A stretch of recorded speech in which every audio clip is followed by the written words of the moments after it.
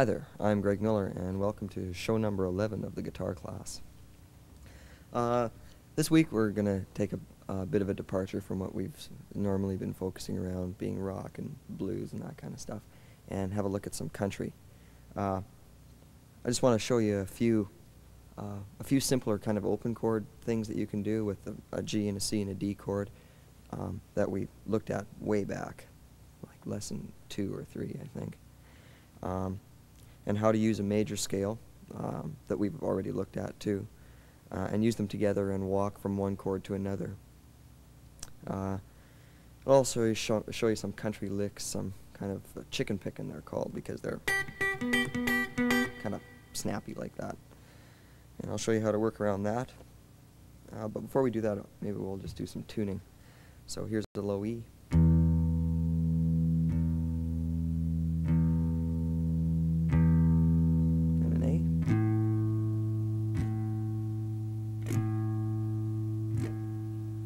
D, and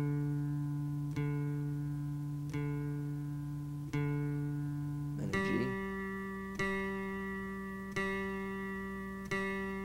and a B,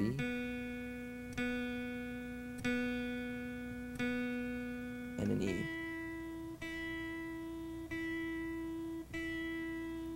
Great. So, excuse me, earlier we looked at an open G major chord, and an open C major chord, and an open D major chord. And what I want to show you is a way to walk from a G to a C to a D. We did some progressions.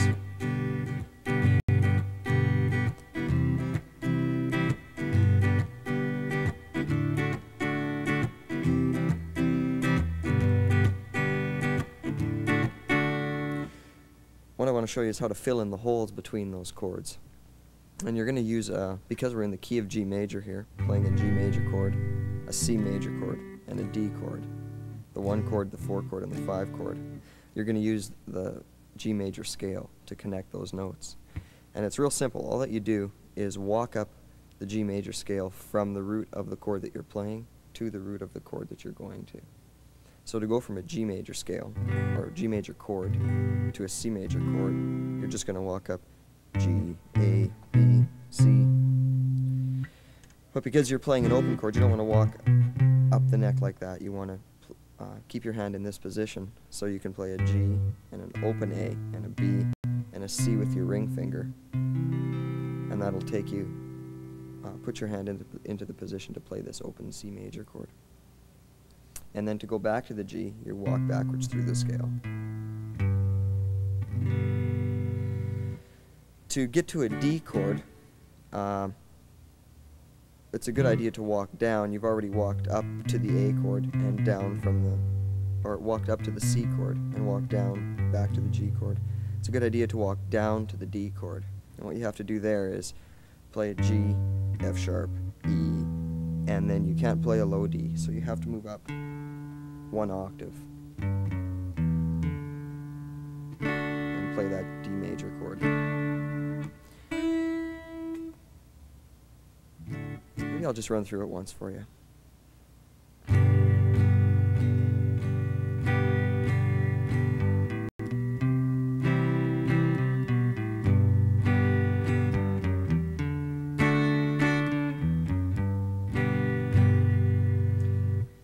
That's a real kind of an older style country thing to do, to walk from one chord to the next through the major scale. And it's kind of funky sounding in its own right.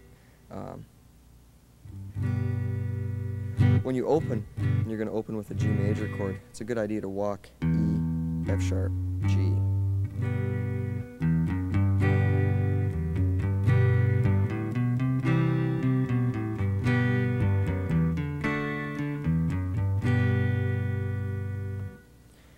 I'll play it once through for you, just a couple of different ways.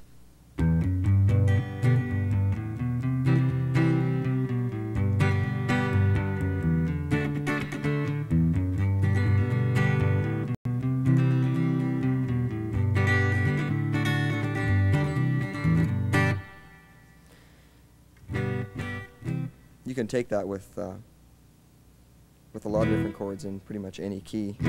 From an E to an A, you can walk up.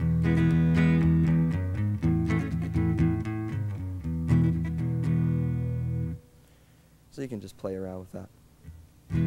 This is outlined on some sheets if you want to send a self-addressed stamped envelope to me. I'll mail these lessons out to you. You can see what I mean. I'll draw arrows on the page and stuff for you. It makes it a lot simpler.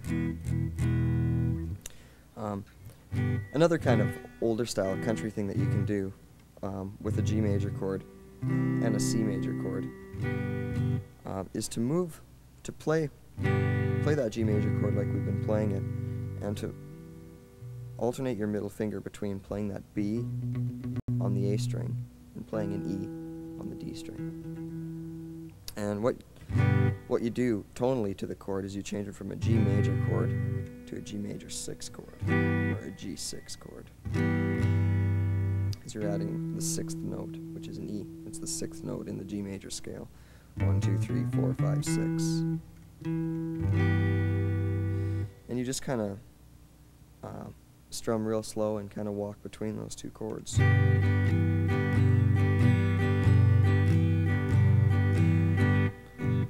I suppose I should be riding a horse or something.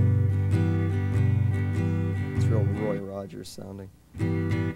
You switch to your C chord, and you basically do the same thing with your middle finger. You alternate with between the D on the E on the D string and the A on the G string.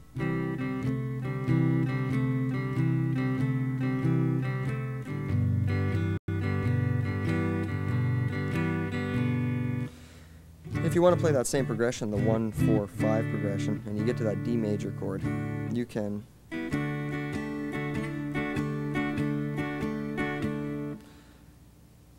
by playing that D major chord, adding your pinky, or by taking your middle finger totally off.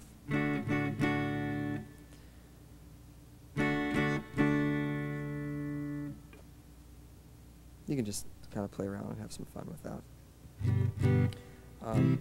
Another thing I wanted to talk to you about was the chicken picking kind of stuff. And for this stuff, you kind of have to, if you look at it theoretically a little bit, it makes it kind of easier. For every major scale, you have 7 notes, and you're going to play, if you play a G major scale, up the neck linearly on one string. You're going to start at a note and ascend whole step, half step, whole step, whole step, whole step, half step. And that's going to play you a G major scale. It's the same thing as playing it here.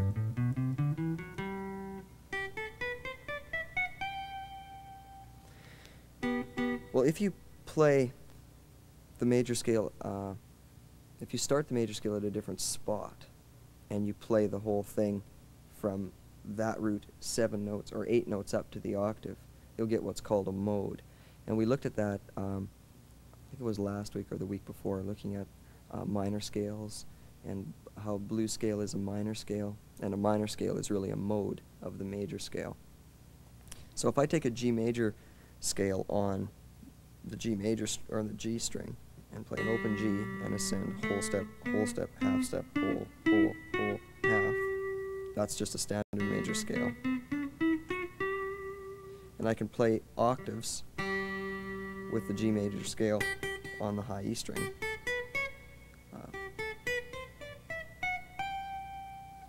So I can play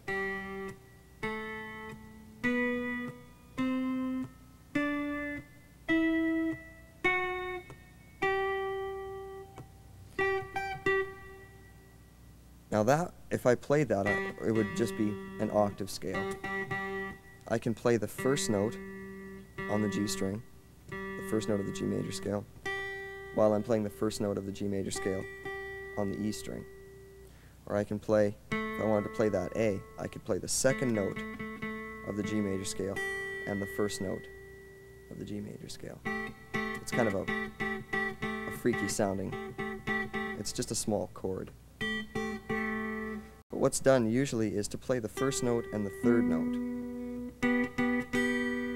So we played that G major scale, that note right there, and play the first note of the G major scale at the same time. You're playing thirds. when you move up to the next note on the G major scale on the high E string, you have to move up to the fourth note on the G string. So you're playing the first note and third note at the same time, then the second and fourth note at the same time, then the third and fifth note, then the fourth and sixth, and it just keeps ascending like that. You just add one number to it all the time. And it ends up sounding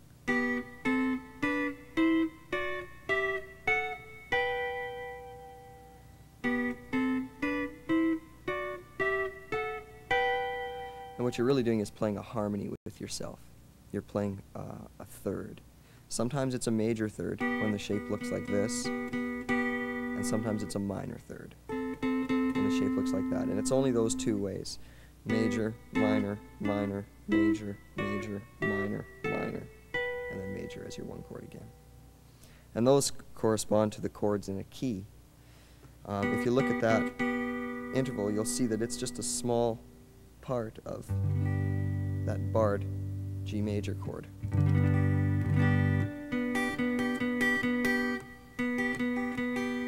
So really what you're doing is, instead of playing this whole chord, you're taking two notes out of it. The first chord is major, the second chord is minor, the third chord is minor. In the same way, the first chord is major, your second chord is minor, minor, major. And to understand why those chords are major, minor, minor, major, and ascend like that, you have to kind of do some theory and think about the way that scales lay on top of one another and that kind of stuff. But I'll just run through a few different ways to use this scale. What a lot of country pickers do is they start popping the high E string with their middle finger while picking the G string with the pick.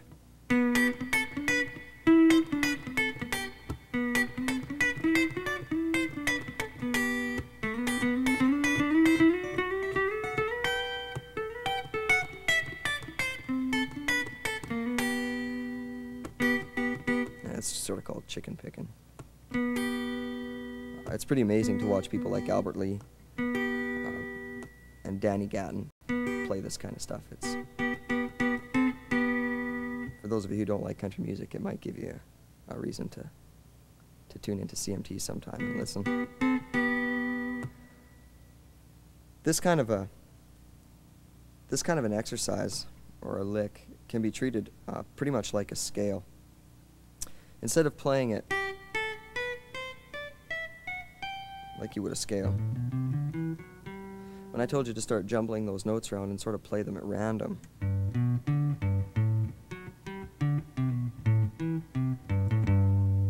you should do the same thing with these dyads, or these thirds. They're called dyads because there's two notes in them.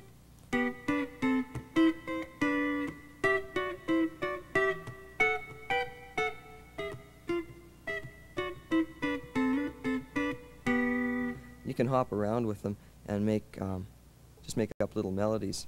And if you're having trouble writing a melody using that harmony note, you can just write one on the one string and then add it.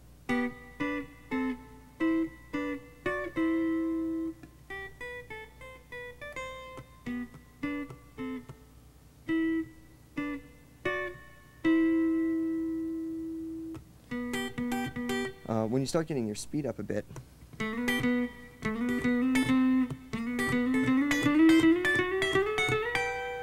you can skip every second note and then come back to it. So instead of playing 1, 2, 3, 4, 5, 6, 7, 1, you can play 1, 3, 2, 4, 3, 5, 4, 6, 5, 7, 6, 1.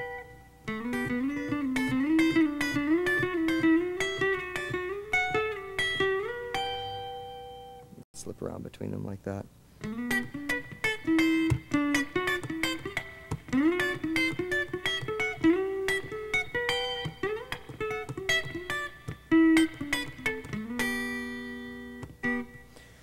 This is the same sort of idea as the descending blues line that we looked at.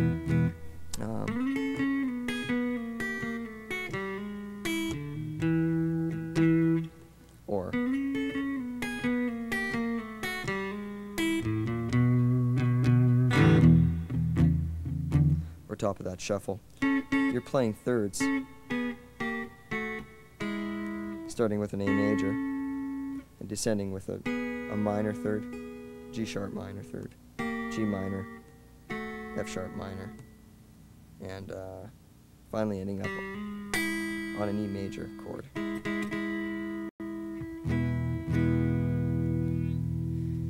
When you go to play a country lick, when you combine them, like when you come out of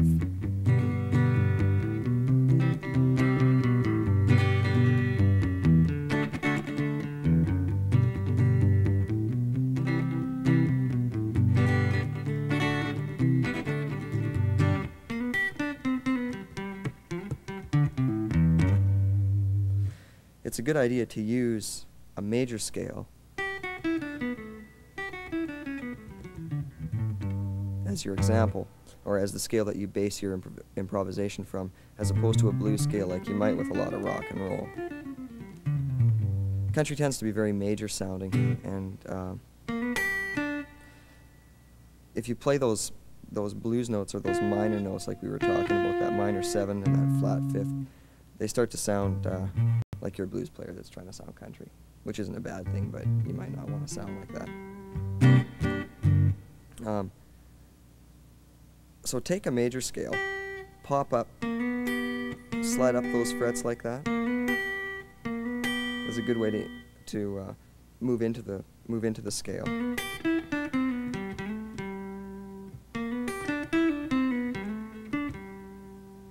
And try to see that major scale. And try to see a G major bar chord there as well. When you look at the neck, try to picture those notes in the right spot.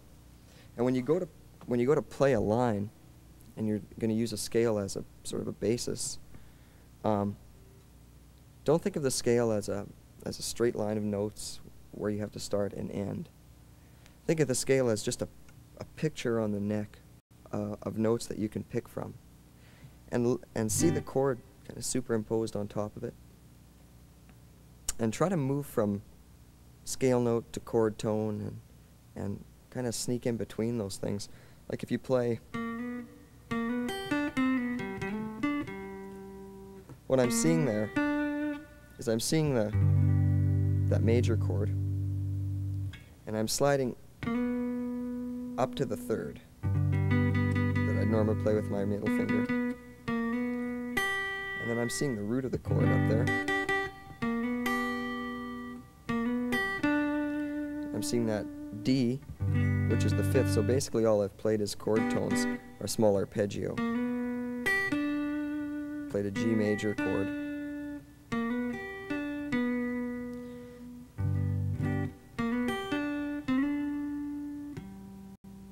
And there I see the root of the G major chord. So when you see a root like that, in your mind, sort of what should happen. So you should see the root in a position in space, and in front of it you should see a whole step, because that's the second note. Second note is a whole step away from the first note in the scale. The third note would be another whole step away from that.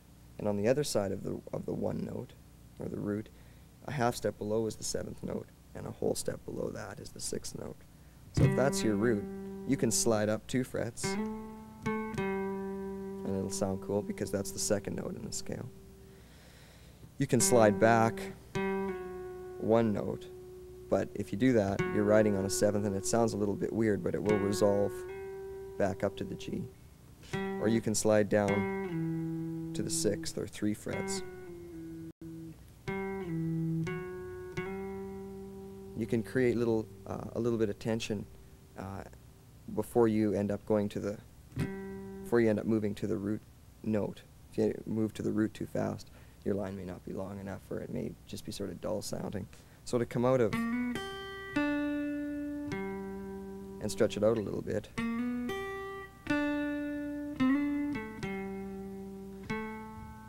you can slide up to that 2 and move down to the root.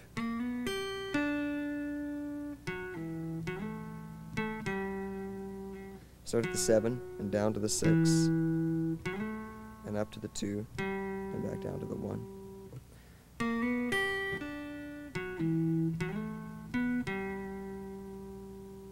there I'm seeing the major scale. Using the root, the 1, the 2, and the 3 at the same time. So the 7, 6, 1, 2, 3, 1.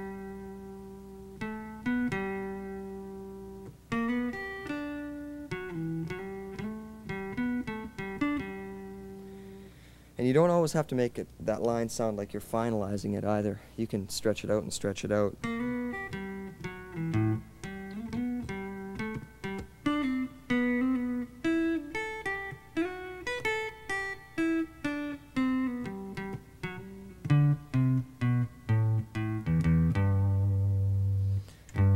And there I'm sort of, in my head, I'm moving between seeing a G major chord and sliding into those notes and down to those notes in the chord.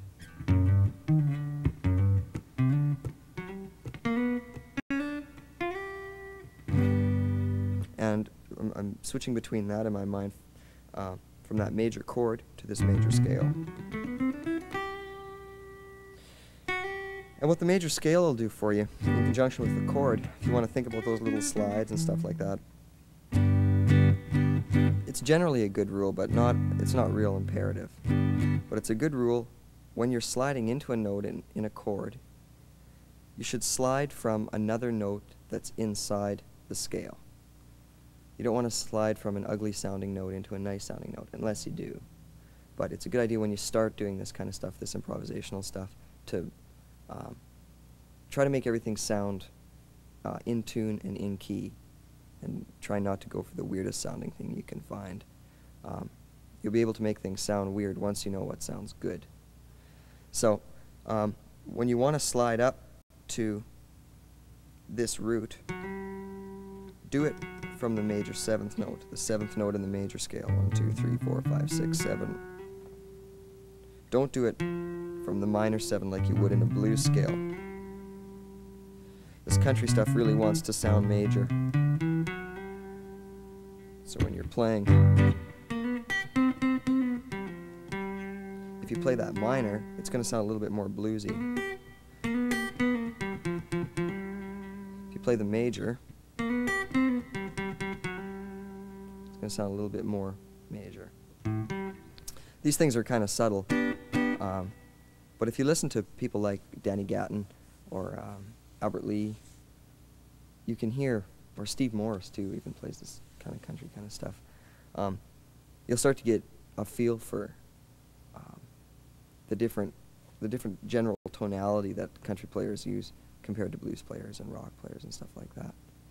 It's very major, and a lot of that chicken picking is really, really fast. Faster than I can play. I'm not much of a country guitar player.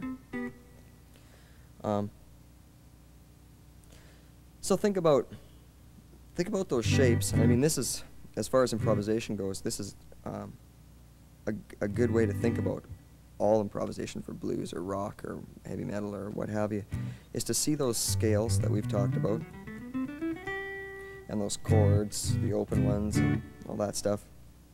All 4 of those scales, the form 1, the form 2, and the form 3, and the form 4. And then they all start over again.